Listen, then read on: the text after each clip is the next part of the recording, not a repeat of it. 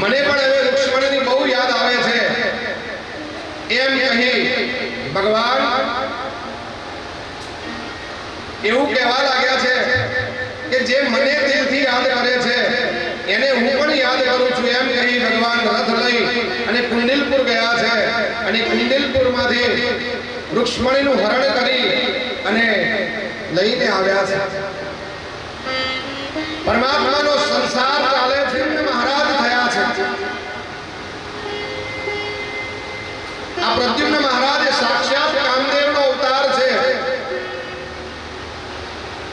અને સાક્ષાત કામદેવે રતિની પ્રાર્થના સાંભળીને કહ્યું કે કૃષ્ણને ત્યાં દીકરો આવશે એ તારો પતિ થશે।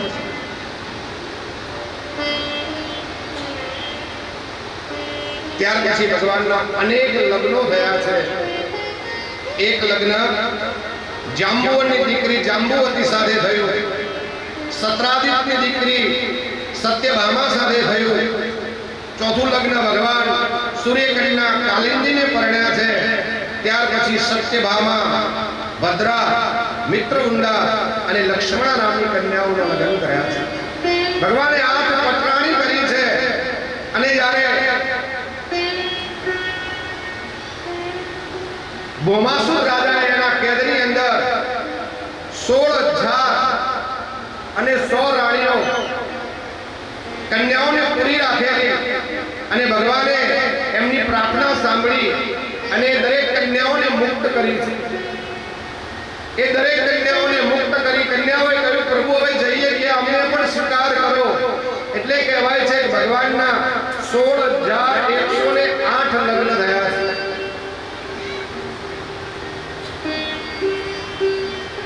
અને પછી જે ભગવાનના પુત્ર હતા પ્રદ્યુમ્ને મામાની દીકરી કહેવાય છે એનું હરણ કર્યું છે અને અનિરુદ્ધ મહારાજે રૂક્ષ્મણીના ભાઈ રૂક્મિણી દીકરી સાથે લગ્ન કર્યા છે। લગ્નની અંદર ઝઘડો થયો, જુગાર રમાતો હતો અને જુગારની અંદર ઝઘડો થયો। ઝઘડામાં દાઉદીએ રૂક્મિણીના માથામાં ગુંગળ મારી એને મોતને ઘાટ ઉતાર્યો છે। ત્યાર પછી એ જ અનિરુદ્ધના બીજા લગ્ન બાણાસુરની દીકરી ઉષા સાથે થયા। જાંબવાનના દીકરો શામ દુર્યોધનની પુત્રી લક્ષ્મણા સાથે પરણ્યો છે। એક વખતે જ્યારે પાંડવોને રાજસૂય યજ્ઞ કરવો હતો, સૌ લોકોને આમંત્રણ પત્રિકા મોકલાવી છે। ભગવાન વિષ્ણુ, બ્રહ્મા દરેક દેવતાઓને આમંત્રણ પત્રિકા મોકલાવી છે।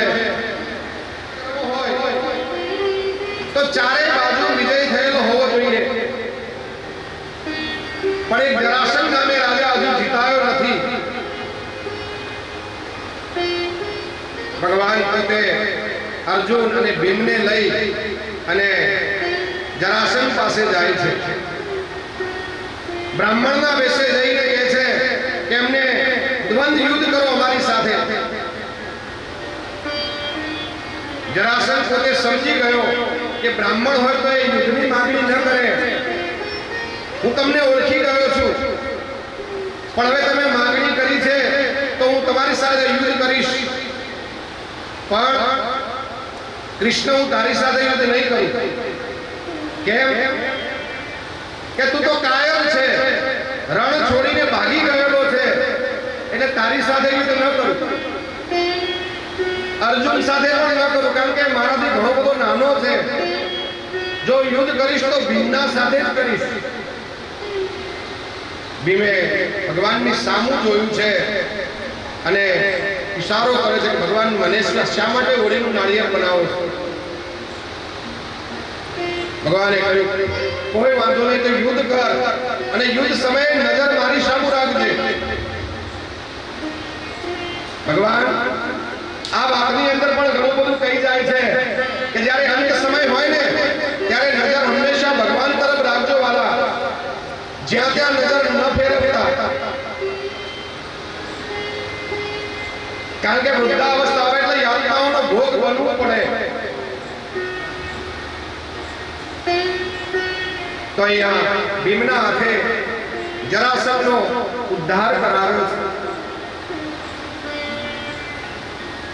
જરાસંઘની પાસે જે બધું ધન હતું બધું અનિતિનું હતું અને જરાસંઘના ઘરમાંથી એક મુગટ જે પરીક્ષિત રાજાએ લીધેલો અને પરીક્ષિત રાજાએ મસ્તક પર ધારણ કર્યો અને કલિયુગનો વાસ થયો અને આખી ભાગવતની કથા સાંભળવી પડી.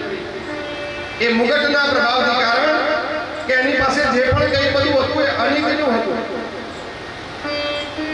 એક મુગટ લેવાથી આખા પરીક્ષિત રાજાને આખી ભાગવતની કથા સાંભળવા મળી છે. પછી જરાસંઘના પુત્ર સહદેવને બધું સોંપી અને ત્યાંથી નીકળ્યા છે. રાષ્ટ્રીય કે અત્યારે આપણે સારું કાર્ય કરીએ ને કોઈ વિરોધ કરે, પણ ભગવાનના સમયથી વિરોધ થતો આવ્યો છે. અને એ વખતે વિરોધ કોણે કર્યો હતો? તો કે શિશુપાલે વિરોધ કર્યો કે નહીં, કૃષ્ણની પૂજા ન થવી જોઈએ. કારણ કે જ્યારે ભગવાન રૂક્ષ્મણીનું હરણ કરીને લાવ્યા કે રૂક્ષ્મણીના લગ્ન શિશુપાલ સાથે કરવાના હતા અને જોન લઈને આવેલો તોરણથી પાછો વળેલો એટલે ભગવાન પ્રત્યે ખીજ હતી. ભગવાનને બેફામ બોલવા લાગ્યો. ભગવાને સાવધાન કર્યો છે કે શિશુપાલ તારો 100 ગુના માફ કરીશ અને જો 100 ઉપર ગુના થશે. પણ શિશુપાલ માનતો નથી. ભગવાનને ગાળો આપે છે. 100 ગાળો સુધી ભગવાને સહન કરી. જ્યારે 101મી ગાળ બોલવા ગયો અને સુદર્શન ચક્ર જેનું મસ્તક છેદી નાખ્યું એનો ઉદ્ધાર કર્યો છે. અને પછી રાજસૂય યજ્ઞ કર્યો. આ રાજસૂય યજ્ઞની અંદર ભગવાને દરેકની હેઠી પતરાળીઓ ઉપાડી છે. વાલા ભગવાન એવું કહે છે કે કોઈ પણ કામ નાનું નથી. ઘણા લોકો એમ કે રામ મર્યાદા પુરુષોત્તમ હતા. રામ કરે એવું કરાય. અને ભગવાન કૃષ્ણએ ગીતાજીમાં કહ્યું છે કે ભગવાન કહે એમ કરાય. પણ જો કૃષ્ણ કરે એમ પણ તમારે કરવું હોય ને, પણ તમારામાં હિંમત હોવી જોઈએ. તો તમે તમારી પાસે કરોડો રૂપિયાની ગાડી હોય અને કદાચ એકાદ દિવસ તમે ડ્રાઈવર રાખ્યો ન આવે તો તમે કરોડ રૂપિયાની ગાડી પોતે ચલાવીને નીકળો? લગભગ ના નીકળો તો આખા બ્રહ્માંડનો માલિક એ અર્જુનના રથનો સારથી બન્યો છે. કેમ ન કરી શકીએ આપણે? તમારી મોટી ઓફિસ હોય અને કદાચ તમારો મિત્ર ઓફિસમાં મળવા આવે ને તો કદાચ તમે તમારી ખુરશી ઉપર ઊભા થઈને સામે કદાચ સોફા મૂક્યા હોય તો એ સોફામાં બેસાડશો, પણ તમારી ખુરશીમાં નહીં બેસાડો. જ્યારે સુદામા બ્રાહ્મણ ભગવાન કૃષ્ણને મળવા આવ્યા ત્યારે એમના પોતાના સિંહાસન પર બેસાડ્યા છે. આ તમે કરી શકો? ન થાય. હિંમત જોઈએ એના માટે. અરે આપણે ડાઇનિંગ ટેબલ પર ખાધું હોય તો આપણી થાળી લઈને આપણે અંદર રસોડા મૂકવા નથી જતા.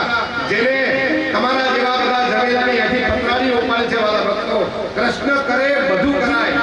આપણામાં હિંમત હોવી જોઈએ. ખાલી એવું ન કરાય કે એને 16,108 લગ્ન કર્યા એવું વિચારવા જઈએ તો કોઈ બેડા ભાગી નાખે. એને શું કર્યું છે સારું સારું વિચારો,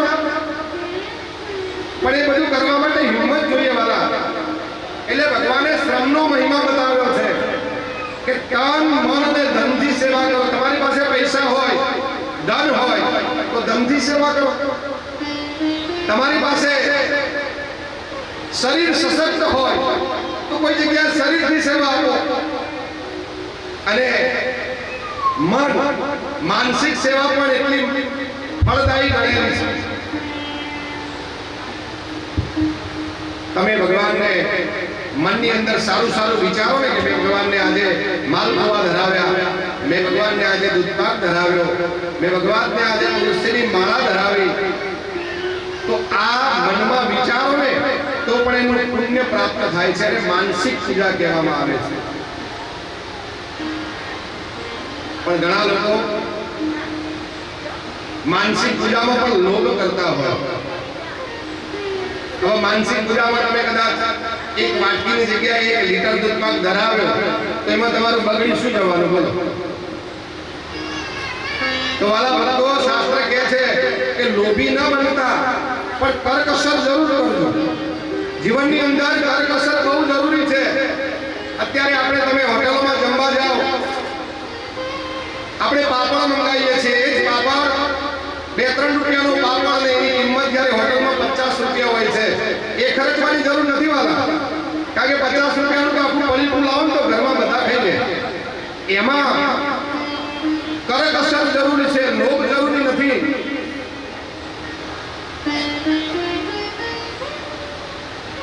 હવે આ વાત નીકળી છે ત્યારે એક સમજાવું.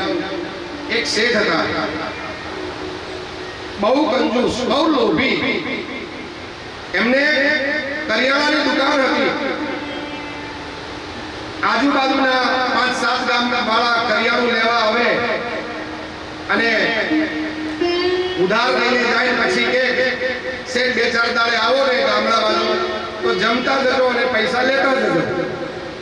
શેઠ આ રીતે ધંધો કરે. શેઠ એટલા બધા કંજૂસ ને લોભી હતા. સવારે આવીને દુકાન ખોલે, દેવઘરમાં દીવો કરે, જેવી દિવાસની એડાળે દીવો કરે, આમ કરીને પછી ફૂંક મારીને ઓલવી દે, કારણ કે દિવસ તો ઓછું ન થાય ને. આવા લોભી એક વખત 4-5 દિવસ થયા ને શેઠાણીને કહ્યું કે મુનિમ છે, દુકાન સંભાળશે, હું લાવી ગામડે ઓટો મારીને બધાની ઉઘરાણી બતાવતો. સવારે દુકાને આવ્યા, ઘેર શેઠાણીને જણાવ્યું, અહીંયા મુનિમને કહ્યું. રોજના નિયમ પ્રમાણે દીવો ચાલુ કર્યો, પણ ઉતાવળમાં દીવો ઓલવવાનું ભૂલી ગયા. 5-7 કિલોમીટર ગામ દૂર હશે એટલે અડધ વચ્ચે પહોંચ્યા ને વિચાર આવ્યો કે આ દીવો ઠારવાનું તો ભૂલી ગયો છું. એમ વિચાર આવ્યો, ત્યાંથી પાછા ફર્યા, દીવો ઠારવા માટે પાછા આવ્યા. શેઠાણીએ પૂછ્યું, કેમ ઉઘરાણી પતાવીને આવ્યા? કે ના, હું આજે આ દીવો ઠારવાનું ભૂલી ગયો હતો એટલે દીવો ઠારવા માટે આવ્યો. શેઠાણીએ બેરાત લમણા ઉપર નાખ્યા છે કે 20 વર્ષ થયો લગ્ન કરે, હજુ તમે મને ઓળખી નથી. દીવો તો મેં 4નો એક ઠારવી દીધો, પણ તમે આ 4 કિલોમીટર પાછા આયા તો ચંપલ નહીં કફાણે હોય. શેઠે કહ્યું, જો હું હાથમાં પકડીને આવ્યો છું. આવો અને માગવારી જાણે આવા કંજૂસ હાથમાં પકડીને ચંપલ લઈને આવ્યા. વાલા જે હસો છો ને, આવું જીવન પર હસશો, ભગવાન તમને કદાપી દુઃખ નહીં આપે. થોડું કીર્તન કરી લઈએ અને આનંદમાં, કારણ કે આજે સમય ઓછો છે, આપણે સમયની અંદર બધું પૂરું કરવાનું છે. એક 10 મિનિટ થોડું કીર્તન થઈ જાય.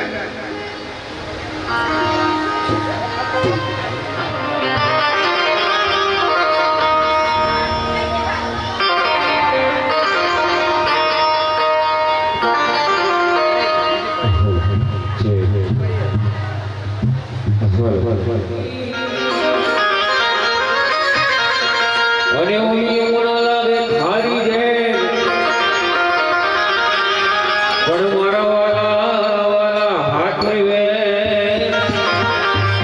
ભોજને સિદ્ધ ને કરાયો શામડા.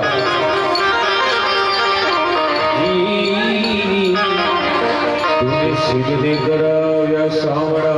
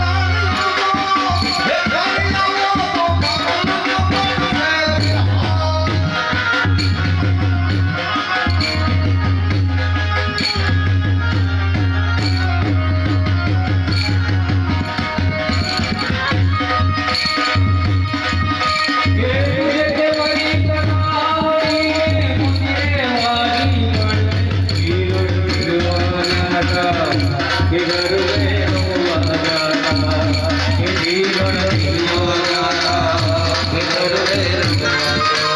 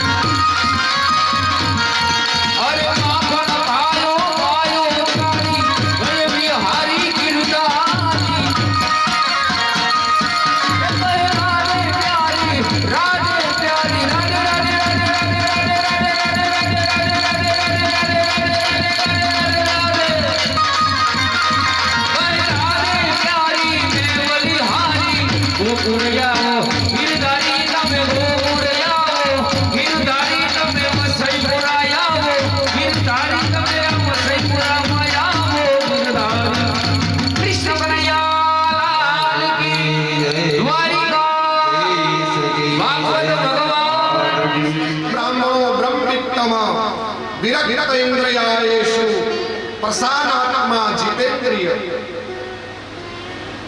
સુદામા વિશે પ્રશાંત આત્મા લખેલું છે.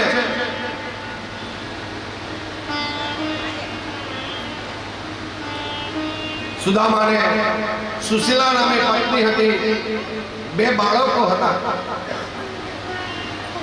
રહેવા માટે ઝૂંપડું નહીં, ખાવા માટે જુવાર નહીં, આવી પરિસ્થિતિ હતી સુદામા બ્રાહ્મણની.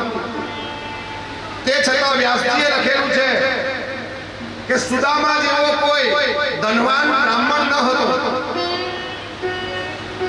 કારણ કે ભગવાન સુદામાને તો અયાચક વ્રત હતું. અરે 1000 હાથ વાળા પાસે નહીં, 2 હાથ વાળા પાસે પણ માંગવું નહીં. જ્યારે તો આપણે ભગવાનને ગમે તે રીતે જઈએ તો આપણે માંગણી જ કરતા હોઈએ છીએ. સુદામા કોઈના પાસે માંગતા નહીં, અયાચક વ્રત હતું. પરિસ્થિતિ એવી હતી, બાળકો પણ ભૂખ્યા રહે. અરે ઘણી વખત જમવા માટે પણ કશું મળે નહીં.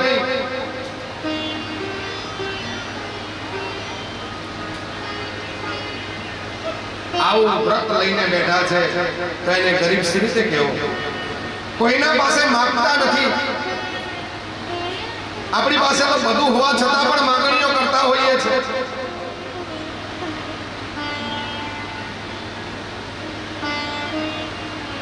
સુશીલા નારી છે, પહેરવા માટે કપડા પણ પૂરતા નથી. એક વખત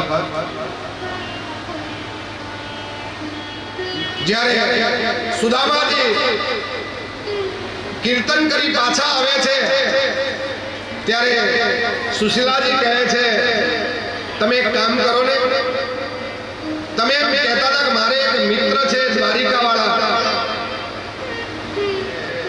સુશીલા, મારે કૃષ્ણને મળવું હોય ને તો દ્વારિકા જવાની જરૂર નથી. હું આંખો બંધ કરું અને મારો કૃષ્ણ મને દેખાય છે, મારે ત્યાં સુધી જવાની જરૂર નથી. સુશીલાજી કહે છે, પણ તમે જઈ આવો તો ખરા, મળી તો આવો.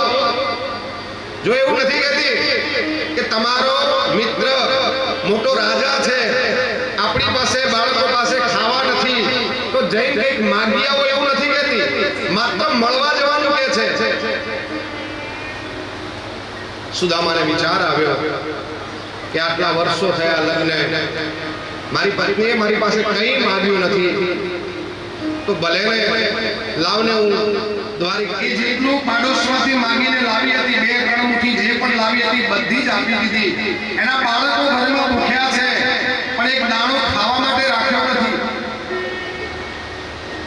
તો આ વાત પણ આપણને શીખવા મળે છે કે આપણે જેના માટે માંગ્યું હોય ને એને જ બધું આપી દેવું જોઈએ.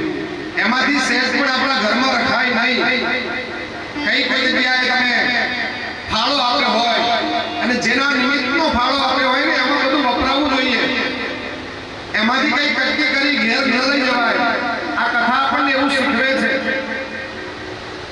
સુશીલાજીએ કશું રાખ્યું નથી. પછી સુદામાજી પોટલી બાંધી અને પોતાના મિત્ર દ્વારિકા દેશને મળવા માટે નીકળ્યા છે. આપણે કથા જાણીએ છીએ કે સુદામાજી થોડું ચાલ્યા, ભગવાનને ખબર પડી, ગરુડજીને આજ્ઞા કરી અને સીધા દ્વારિકાના દ્વાર ઉપર લાવીને મૂકી દીધા છે. આપણે બધાએ કથા જાણીએ છીએ. હરે વાર પાલો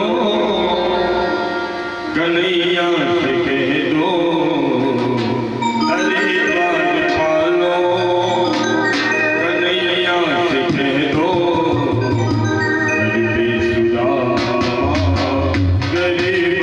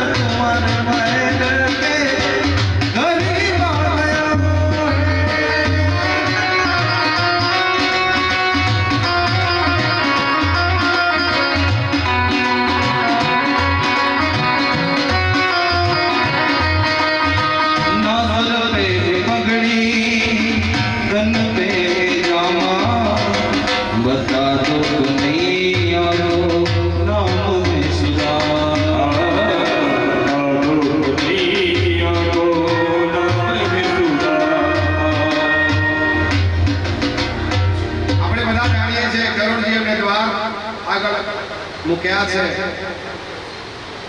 દ્વારની અંદર પ્રવેશ કરે છે, દ્વારપાળો રોકે છે. સુદામા કહે છે, મને મારા મિત્રને મળવું છે, મારે દ્વારિકાધીશને મળવું છે. અને ત્યાં એમને રોકવામાં આવે છે. નમસ્કાર, મારા દાદ દરોડથી આવ્યા છે, જેમને મને પહેલી કથા કરવા માટેની બહુ મોટી મત આપેલી એવા દાદ દરોડીના ભાવિક ભક્તોનું અહીંયા હાર્દિક સ્વાગત છે. વ્યાસપીઠ ઉપરથી એમની કૃપાથી આજે આ છઠ્ઠી કથા કરી રહ્યો છું. ખૂબ ખૂબ અભિનંદન, હાર્દિક સ્વાગત. સુદામા કહે છે, મને અંદર જવા દો, અથવા તમારા રાજાજીને સમાચાર આપો કે પોરબંદરથી સુદામા નામે બ્રાહ્મણ આવ્યા છે. દ્વારપાળ અંદર જઈને ભગવાનને સમાચાર આપે છે કે ભગવાન, આપણા દ્વારે એક બ્રાહ્મણ આવ્યા છે. પોતે એવું કહે છે કે હું પોરબંદરથી આવ્યો છું અને નામ સુદામા બતાવે છે. આ સુદામા નામ સાંભળતા ભગવાન એકી કસે દોડ્યા છે. મારો સુદામા આવ્યો, મારો મિત્ર આવ્યો. આવું એમની ખેસ પણ સરકી ગયો છે.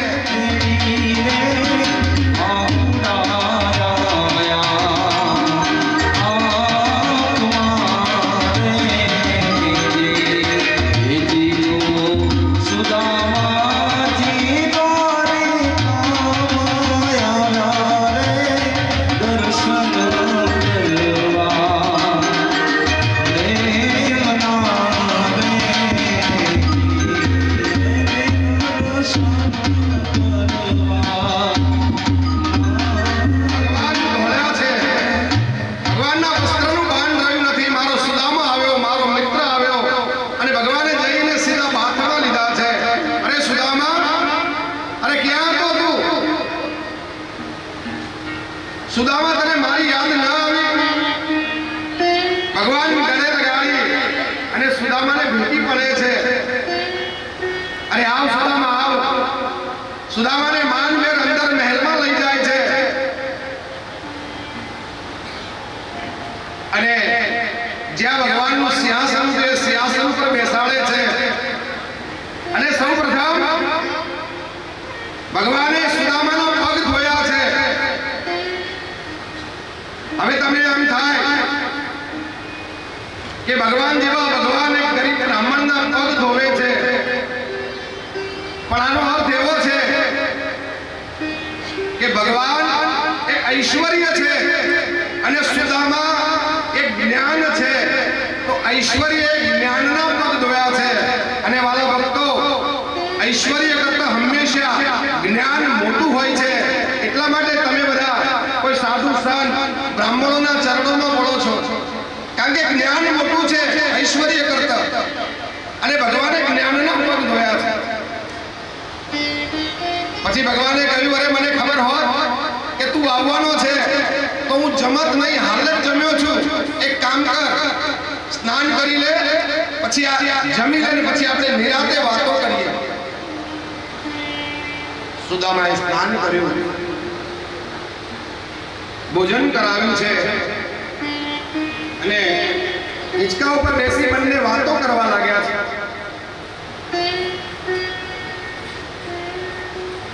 ભગવાને નાનનું પોતળું કઢાવી અને પીતાંબર પહેરાવ્યું છે.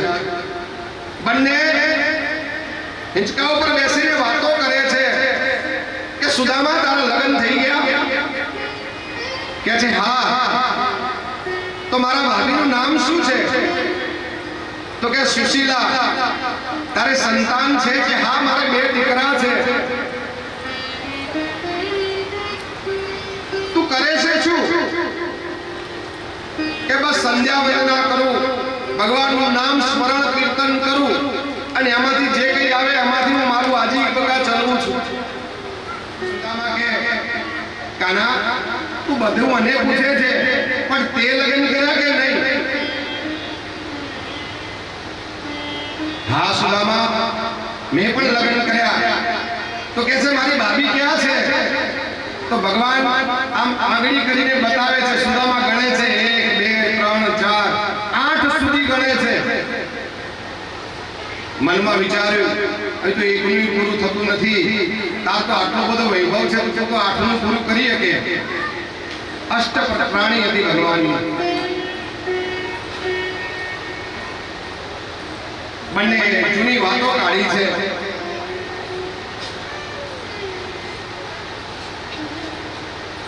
ખરેખર કાના, આ તને જે મળ્યું છે ને એ ગુરુના આશીર્વાદથી મળ્યું હોય એવું લાગે છે. તારા ઉપર ગુરુના આશીર્વાદ ઉતર્યા છે. આ વાત નીકળી ત્યારે ભગવાને યાદ કરાવ્યું કે સુદામા, જ્યારે આપણે સાંદીપની ઋષિના આશ્રમમાં ભણતા અને જ્યારે ગુરુજી આપણને લાકડા લેવા માટે જંગલમાં મોકલ્યા, અને તને યાદ છે તું મારા ભાગના દાળિયા ખાઈ ગયો હોય? હા કાના, મને યાદ છે. પણ વાલા ભક્તો, આ સુદામાને ભૂખ લાગી હતી અને દાળિયા ખાઈ ગયો એવું નથી. પણ જ્યારે એવું કહેવાય છે કે ગુરુ પત્નીએ દાળિયા આપ્યા ને એ સમયે દરિદ્રતાનો યોગ ચાલતો હતો અને સુદામાને એમ થયું કે આ કૃષ્ણના દાળિયા જો કદાચ એ ખાશે, આ દરિદ્રતા યોગ ચાલે છે તો એ ગરીબ બનશે. અને મનમાં એવી ભાવના કરી કે હું ભલે ગરીબ બનું, મારો મિત્ર ગરીબ ન બનવો જોઈએ. એ વિચારીને ભગવાને સુદામાએ દાળિયા ખાધા. ભૂખ લાગી હતી ને ખાઈ ગયા એવું નથી. મિત્રની ભાવના આવી હોવી જોઈએ.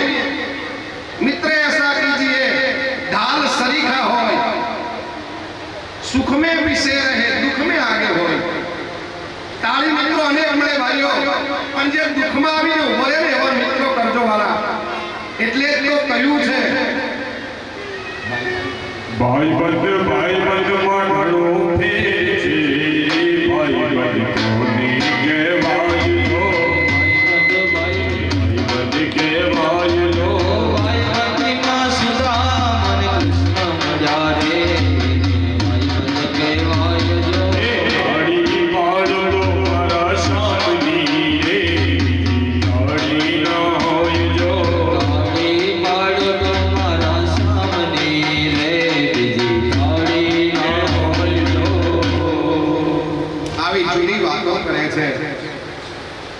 સુદામા પેલી પોટલી બગલમાં સંતાડી છે ક્યારના આગાપાસી કરે છે.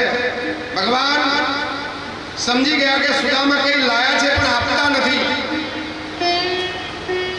વાલા ભક્તો, આ બધો વૈભવ જોઈ અને સુદામાને એમ છે, વાલા ભક્તો, આ કથા પણ આપણને શીખવે છે કે આપણને જો કઈ ભગવાને આપ્યું હોય તો ભગવાનમાં આપજો, અને જો નહીં આપો ને તો ભગવાનને ઝૂંટવી લેતા પણ આવડે.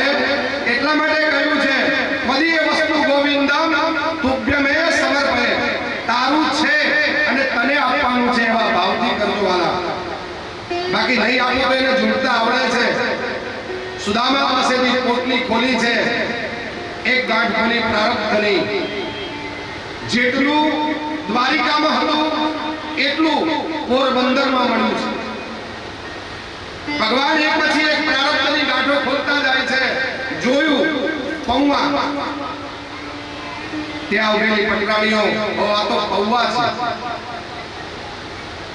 ભગવાને એક મુઠ્ઠી પૌવા આરોગ્ય છે, અને જેટલું દ્વારિકામાં હતું એટલો વૈભવ પોરબંદરમાં આપી દીધો. બીજી મુઠ્ઠી પૌવા ભગવાને આરોગ્ય છે, બધું ઐશ્વર્ય મળ્યું છે. જ્યારે ત્રીજી મુઠ્ઠી ખાવા જાય ત્યારે લક્ષ્મણી હાથ પકડે છે, પ્રભુ વારો. હાથ પકડવાનું કારણ એ હતું કે આ પૌવા કાચા છે, તમને કદાચ પેટમાં દુખશે. બીજો આશય એવો હતો કે તમારે આ બધું આપવું હોય ને તો આ ત્રીજી મુઠ્ઠી ખાવાની જરૂર રહેતી નથી.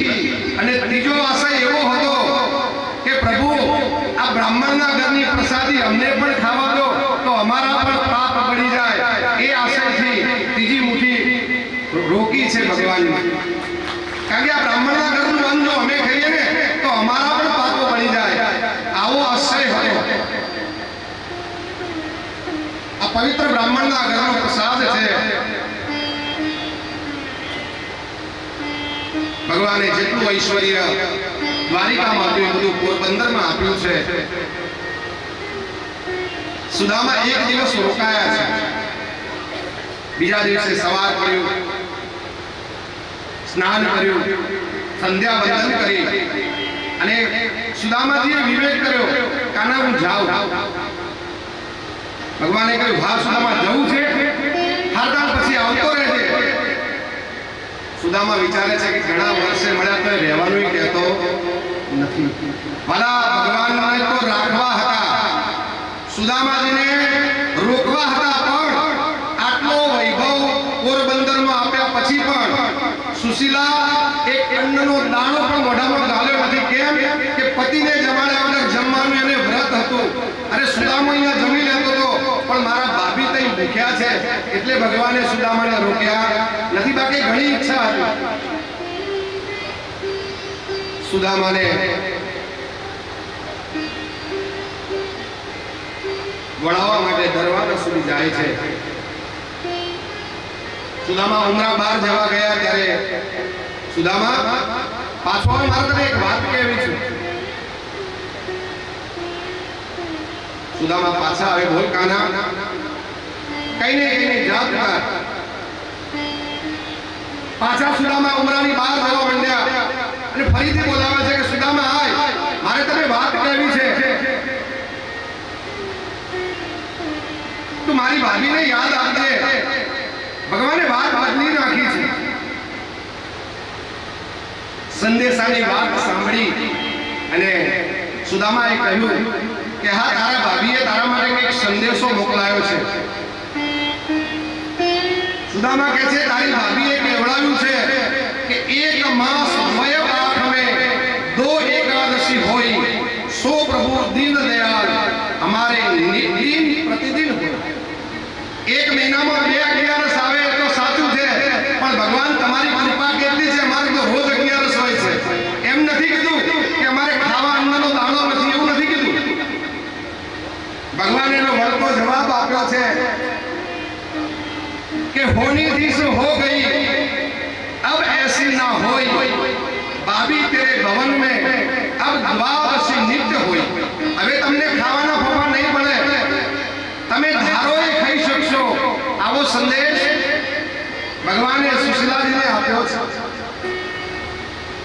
ફરી પાછા સુદામાજી જવા નીકળ્યા.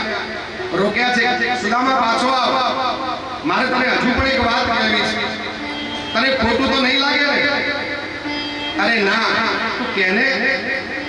તો કે એક કામ કર, તું આવ્યો તો ને ત્યારે જે આ ફાટેલી પોતળી પહેરીને આવ્યો તો, એ પોતળી સુકાઈ ગઈ છે, એ પોતળી પહેરી દે ને મારું પીતાંબર કાઢી દે. ભગવાને આવું કહ્યું. બાજુમાં બલરામજી ઊભા હતા. સુદામા જ્યારે પોતળી બદલવા ગયા ત્યારે કહ્યું કે કાના, એટલું બધું આપ્યું છે કે ન પૂછો વાત, અને એક સામાન્ય પીતાંબર કઢાવી લે છે. ત્યારે ભગવાને શું કહ્યું કે મોટા ભાઈ, અરે હજુ જોતા હોય તો વધારે પીતાંબર આપી દઉં, પણ સુદામા દ્વારિકામાં પ્રવેશ કર્યો તો જૂની પોતળી પહેરીને આવેલા, અને જો પીતાંબર પહેરીને જશે ને તો કોઈ એમ કહેશે કે આ માગીને લાવ્યો. અરે મારા ભક્તને કોઈ માગણ કહે ને મને ન ચાલે, એટલે ભલે પોતળી પહેરીને જાય. આ મિત્ર છે સાહેબ. અને જીવનમાં અંદર એક મિત્ર એવો રાખજો ને કે તું તારીથી વાત કરી શકે. બાકી તમે કરવા વાળા જો મિત્રો હશે ને તો જીવનમાં ભાર વધતો જશે. એટલે એક મિત્ર એવો રાખજો કે એની આગળ બધું ખોલીને તમે કહી શકો. મારા સુદામાને કોઈ ગરીબ કે માગણ કે ન ચાલે. પછી 56 શ્રી ઉતારી બંને ભાઈ આવ્યા છે, અને બલરામજીએ કહ્યું કે દારૂને કહોને જઈને પોરબંદર મૂકી આવે. ત્યારે ભગવાને કહ્યું છે, પહેલા એક વાત એવી થઈ કે હવે એમ કહી દે કે સુદામા ચિંતા કરીશ નહીં, તને પોરબંદરમાં ઘણું બધું આપ્યું છે. ત્યારે ભગવાને એક સરસ વાત કહી, બધાએ જીવનમાં ઉતારવા જેવી છે વાલા. ભગવાને કહ્યું, જે માંગવા આવ્યો છે એ જો મારી પાસે માગી શકતો નથી તો મારે શું કામ એવું કહેવું પડે કે મેં તને આટલું બધું આપ્યું છે વાલા. આ વાત જીવનમાં ઉતારવા જેવી છે. કદાચ કોઈ માંગવા આવે અને કદાચ કઈ દાન પુણ્ય કર્યું હોય ને, એમાં દંડરો પીટવાનો જરૂર નથી. તો આપોઆપ ભગવાનના ચોપડે નોંધાઈ જાય છે. ભગવાનને ખબર છે તમે કોને કેટલું આપ્યું, કોનું કેટલું લઈ લીધું, તો બધું જાણે છે. દંડેરા પીટવાની જરૂર રહેતી. ભગવાને સુદામાને બલરામજીને કહ્યું, ના, એમને ઉઘાડા પગે ચાલવા દો. આવો પવિત્ર બ્રાહ્મણ જો ઉઘાડા પગે મારી દ્વારિકા નગરીમાં ચાલશે ને તો મારી દ્વારિકા નગરી પણ ધન્ય થઈ જશે. ભગવાન સુદામાને ઉઘાડા પગે ચાલવાનું કહ્યું. સુદામાજી તરત પોરબંદરમાં ગયા. પોતાનું ઝૂંપડું ગોતે છે પણ મળતું નથી. સામે સુશીલાજી સારા ઘરેણા, સારી સાડી પહેરીને આરતી કરવા માટે સામે આવીને ઊભા છે.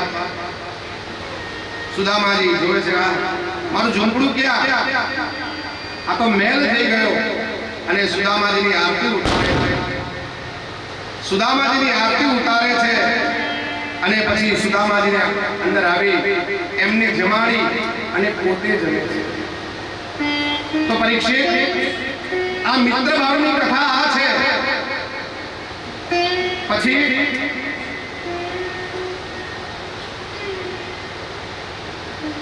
દસમ સ્કંદને પૂરો કરી એકાદશ સ્કંદમાં ભગવાનના સ્વધામ ધામની કથા છે. ભગવાન હવે જવાનો સમય થઈ ગયો છે.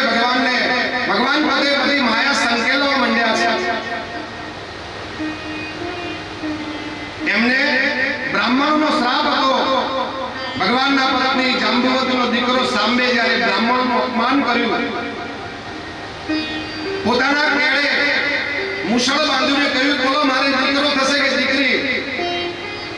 બ્રાહ્મણોનું આવું અપમાન થયું ત્યારે એને કહ્યું, તારે દીકરોય નહીં થાય, તારે દીકરી નહીં થાય, પણ તમારા યાદવ કુળનો નાશ કરનારું ફળ મુસળ થશે.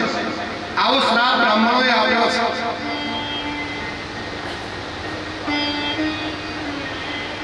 બીજો શ્રાપ કૌરવોની માતા ગાંધારીનો હતો કે મારા દીકરાઓને તે એકલા મારે છે ને તો તું એકલો મરીશ. એવો શ્રાપ ભગવાનને ગાંધારીએ પણ આપેલો.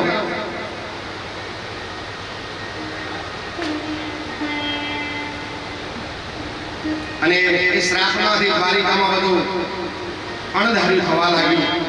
ભગવાન અંદરો અંદર યાદવને લડાવ્યા છે. અને જ્યારે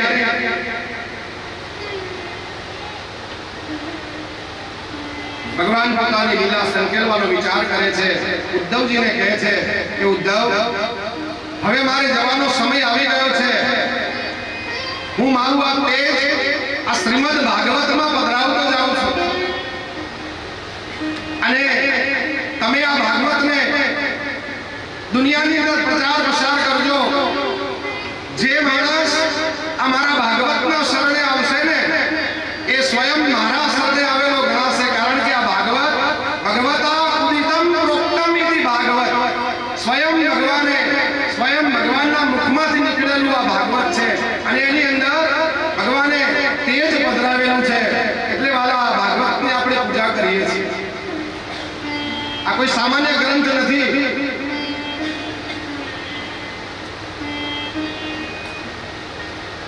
ઉદ્ધવજી કહે છે, પ્રભુ હવે તમે જાઓ છો તો મને પણ લઈ જાઓ. ત્યારે ભગવાને કહ્યું છે કે આ સંસારનો નિયમ છે વાલા, એકલા જ આવ્યા છીએ અને એકલા જ જવાનું છે. તમારા કર્મો સાથે આવશે, બાકી કોઈ કોઈના સાથે આવતો નથી. એકલા આવ્યા છે ને એકલા જવાના છીએ.